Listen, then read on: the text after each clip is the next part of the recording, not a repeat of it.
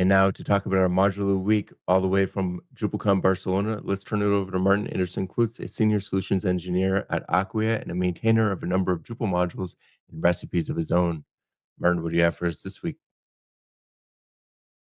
Thanks, Nick. Have you ever wanted to defend your Drupal website from web form spam using a constantly updating list of known bad actors? There's a module for that. It's called Spam Master, and it was created in March 2018 by Pedro Alves. And it has 8.x-1.99 and 8.x-2.50 versions available, the latter of which supports Drupal versions 8 through 11. It is actively maintained and has security coverage. There is documentation on spammaster.org, and it currently has no open issues, which is always quite a feat, but this module is also officially in use by 449 sites, according to Drupal.org. Now, Spam Master is a website protection technology that was originally created all the way back in 2012 and is used across sites based on a variety of technologies, including WordPress, Drupal, Joomla, and more. It uses a variety of techniques to identify and block malicious actors, including real-time block lists, honeypot traps, comment analysis, and more.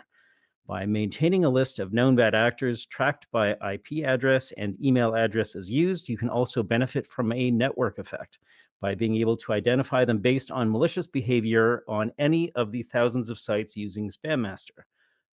The module claims compatibility with a variety of forms, including registration, comments, commerce, and more. It includes a variety of reports you can use to understand the amount of spam your site is receiving, and the module can automatically send you an email if it believes your site has reached level 3 of spam targeting. Spam Master does use licenses on spammaster.org, but free licenses are available. So let's talk about Spam Master. Well, if you've reached level 3 of spam targeting, is this like DEF CON where like level 1 is the worst or level 5 or like out of how many levels? It's a great question, and I had a similar thought. I'm not exactly sure how that rating scale goes, but interesting that it does have different tiers and can automatically send out alerts based on sort of perceived level of attack. Yeah. How does this, because Martin, I know that you also maintain the Cloudflare module. Like, how does this compare with some of the firewall rules you can put into Cloudflare? I'm assuming because it's using like a list that's always being updated, it's probably a little bit more reactive to changes in the kind of like spamiverse, if you will. So I would okay, so there's a couple of things there. So number one, I feel like this at least, and again, I haven't used this one personally, so I can't, vouch exactly for how it works, but I feel like it's more specifically geared towards sort of like comment and form based Mm. spam. There is notionally some sort of like DDoS type protection in there, but I feel like the overall intent feels like it's more, people using form-based attacks and cross-site scripting and some of those other things, whereas something like Cloudflare or the other one that I'm familiar with that may have some parallels is more like the Akamai sort of reputation-based management of bad actors, where I feel like again it's you sort of have the benefit of that um network effect, but particularly like the Akamai one is more like any kind of like DDoS behavior or like malicious queries or a bunch of other things. So probably broader based, but I'm sure like the cost, particularly of something like Akamai, is certainly going to be much higher than I'm sure what sites are going to look at for using something like Spam Master. One other question I had about this is because it kind of reads like it's tying into some service. Is it Drupal only, or is there a Spam Master service that it's integrating with? So the real-time block list is sort of the service that having the license effectively gives you access to. As far as that's sort of my understanding, and that's the piece that you can use across, or Drupal or WordPress or Joomla sites can Okay. all use that. Okay. Oh, they have a dashboard. It is a service, and they have a dashboard that tells you the last 10 IP address and email threats. That's kind of cool. Yeah, I think it's interesting. So if you go to spammaster.org, you can kind of learn all about it. And I think like I don't know if we said this and I missed it, but is that like open source? Is it like a nonprofit? Like what is spammaster.org? Does anybody know?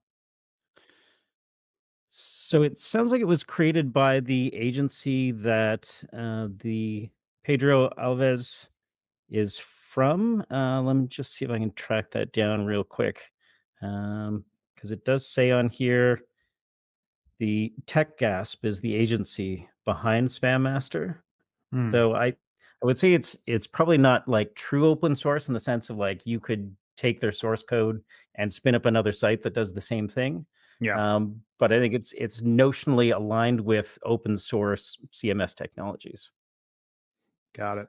I mean, listen, at the end of the day, less spam is good for everybody. So whether it's this or I was using for a little while, I was using honeypot and then antibot, I think Antibot. was another Yeah. module. And even in the last, I don't know, probably the last couple of years, I guess, those have kind of worked less reliably. And I've gone to like more Cloudflare rules and Cloudflare, blocks to like, hey, are you actually a real person trying to fill this form out? But this sounds like a nice Drupal based solution that you could implement. That's going to maybe be a little bit more robust in the fact that it's going to be able to not pop people with a blocker page basically. Yeah. I think one of the potential downsides of the increased pervasiveness of, AI-based technologies is that, a lot of the bots are much more sophisticated today than they were even 3 or 4 years ago. And so I think that's certainly part of why some of those, things that are more sort of, simple honeypot type traps are less effective now. Yeah, that's exactly what I was gonna say, and I think I had a realization that the amount of load that those anti-spam servers are having to do is probably a lot higher too, just because of that. Like, was for example, I've noticed this is obviously anecdotal, but two things I've noticed. One, I get more spam in Gmail now than I used to, and email. Like, if I sent myself an email like from my phone just to you know, as a reminder or something, that always used to be just like instant. It was just on my computer immediately. And now I mean, it's not a long delay, but it's like 5 seconds, 10 seconds. And, I found myself wondering about that the other day. Like, is that my network? Or is Google just handling such a flood of spam at this point that even a simple message like that just takes a few seconds to get through the queue? And I haven't, I imagine it's a combination of both of those, but, I think we're really where spam is always a battle. I think we're, uh, on the losing side at the moment. We had a good run, I think, of 5 or 6 years where the tools like, you had to remember to put the tools in, but they worked, and you didn't really have to worry about it too much unless you were really uh, a high profile target. But at the moment, I'm seeing like if you like even the tools that you used to use just don't work. Like, I'm in the market for new tools, and like John said, things like Cloudflare really are the most reliable at the moment. Yeah. Yeah, I definitely agree with that, and I would probably add that, my own site relies on Cloudflare for, some similar protections, but this is definitely a good tool. On one of the things on the spammaster.org website, they talk about their database that they use for that real-time block list as being top 5 in the world in terms of, being able to document those spam threats and so on. So Oh, cool. definitely a solution worth exploring. I'm not sure at what point you have to get into, like a paid license or those kinds of things, but certainly worth a look, I would say, if spam is a growing problem for your site, the way many of the site owners that I talk to are, having those same kinds of problems. All right, Martin, thank you so much for, as always, a great module of the week. Before you drop off, how can people reach you? And are you giving a talk in Barcelona if people are listening from there? Actually, never mind. Nah, If people want, if people want to, this is going to watch come that out after video later. Barcelona. Yeah, if people want to watch your talk on video, what's the title and where can they find it on YouTube? So I'm giving a talk with Mark Casillas, who's been on the podcast a few times as well. We're giving a talk about an update on the recipes initiative. That'll be on Thursday.